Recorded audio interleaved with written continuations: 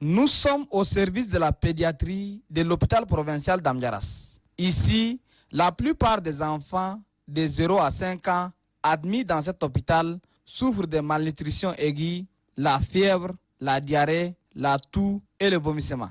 Comment sont pris en charge les enfants qui souffrent de ces maladies? Le traitement se fait en 3 jours, c'est en fonction du poids de l'enfant.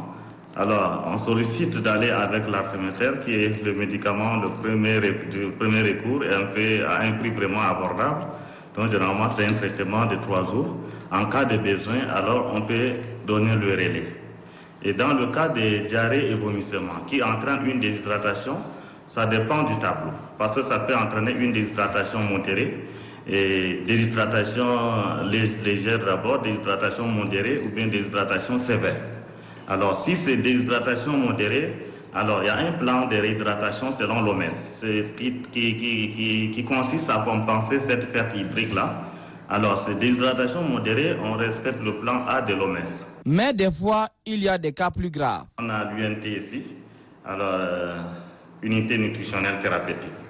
Alors, généralement, il dispose de lait thérapeutique qu'on adapte en 3 phases. Après, donc c'est le lait thérapeutique qui permet alors de donner un peu l'énergie, les sources d'énergie pour l'enfant. On a des services de réanimation, des services de soins intensifs ici.